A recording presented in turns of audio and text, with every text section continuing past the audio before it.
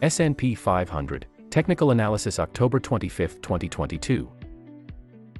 Persistence pays off. Surely you have already made the experience that a lot of things don't work right away on the first try. Accordingly, one should not bury one's head in the sand immediately after a failed attempt. An example can also be taken from the S&P 500, because the mass index is also currently working persistently on the task assigned to it by our primary scenario. On the one hand, this includes a sustained overcoming of the resistance at 3,820 points. The S&P 500 already reached this mark during the night from Sunday to Monday, but initially bounced off it.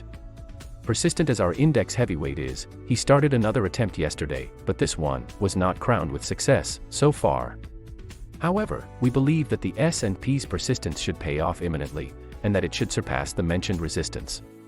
Then the course can also devote itself to the second part of its task, namely the start of the zone network on the upper side.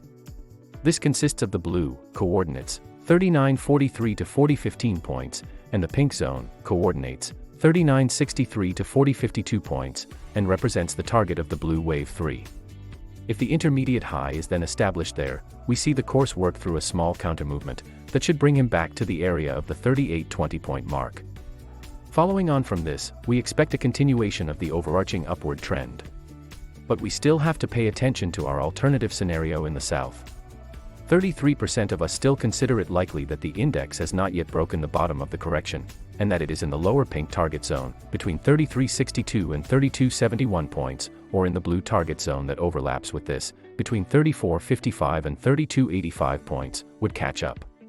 The S&P 500 is currently working persistently to overcome the resistance at 3,820 points, and we primarily assume that it should succeed in doing so. Following on from this, we see the index coming in the zone network on the upper side. That's it for today. Thanks for watching.